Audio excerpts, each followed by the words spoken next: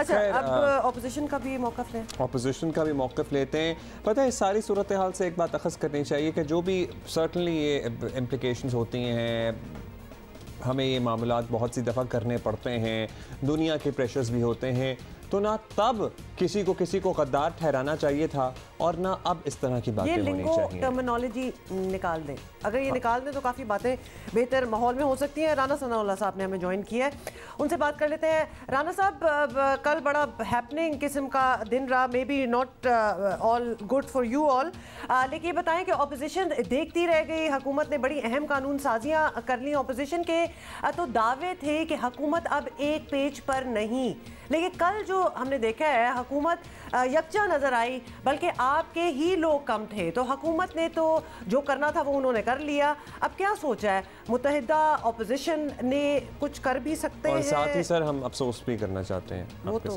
कर ही लिया। हुकूमत जो है वो कल कामयाब नहीं हुई, बल्कि हुकूमत जो है वो बुरी तरह से जो है वो नाकाम हुई है।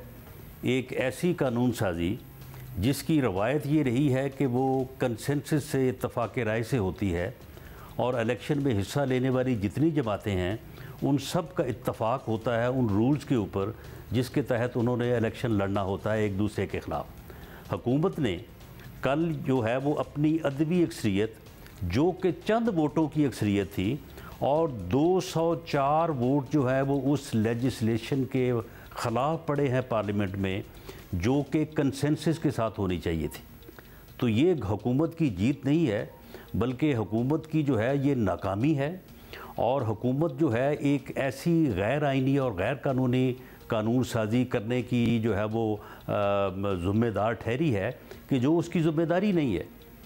इलेक्शन फ्री और फेयर करवाना हुकूमत वक्त की ज़िम्मेदारी नहीं है, ये आइन जो है ज़िम्मेदारी इलेक्शन कमीशन को देता है।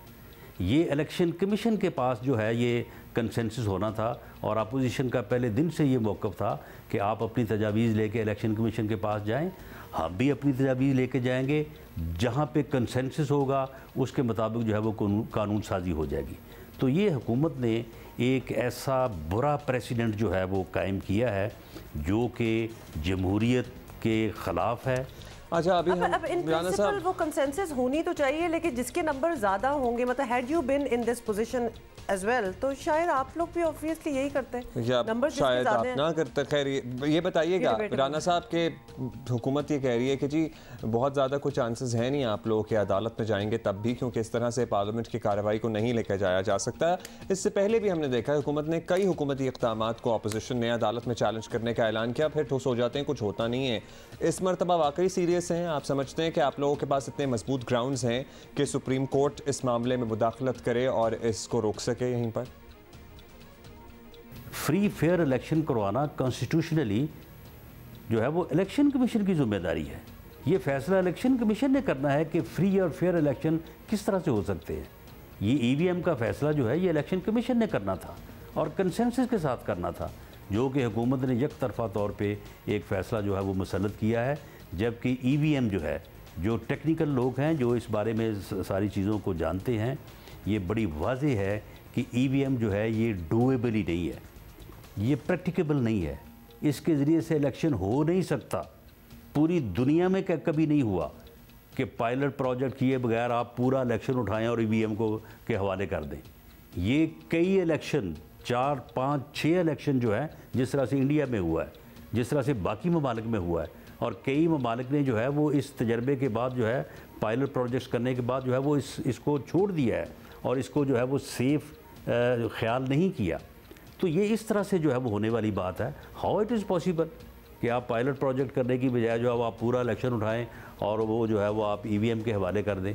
ऐसा करने से जो है ये मुल्क एक बदतरीन अनारकी का शिकार होगा, और वो इलेक्शन अगर गवर्नमेंट ने इस तरह का अमल जो है वो करने की कोशिश की तो वो इलेक्शन जो है वो एक ऐसी गैर जो है वो सियासी हरकत होगी जो कि मुल्क को डिस्टेबल करेगी और मुल्क को एक अनारकी की तरफ लेके जाएगी, और मुल्क में एक ऐसे जो है वो सियासी तनाज़े का बायस बनेगी कि जिसको जो है इस मुल्क को जो है वो डैमेज कर सके, जो नुकसान पहुँचा सके।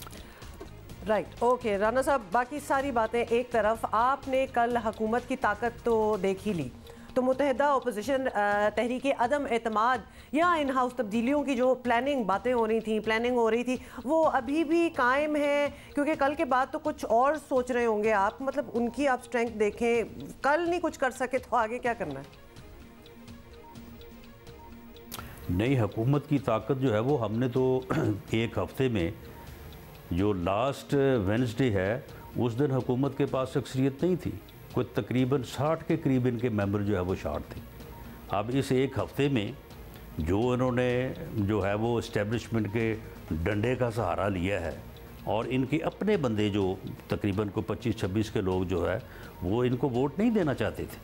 वो ये समझते हैं कि हम इस लाइबिलिटी को, जो इन्होंने मुल्क को तबाह कर रहे हैं, ये जो जिस तरह से जो है वो इन्होंने मुल्क की इकोनॉमी, चले वो तो हमने देख लिया। डॉक्टर आमिर लियाकत क्या कह रहे थे, बहुत शुक्रिया आपका राना सनाउल्लाह। बहुत बहुत शुक्रिया राना साहब, लेकिन वोट नहीं करना चाहते थे लेकिन वोट हो गए, मतलब अब तो हो गए। चले वो जो भी हुआ, जिस भी सहारे की आप बात कर रहे हैं वो सहारा अपोजिशन भी लेने की कोशिश करती है और वो सहारा अभी हुकूमत को ही मिल रहा है। सो हवाओं का रुख अपेरेंटली तब्दील नहीं हुआ।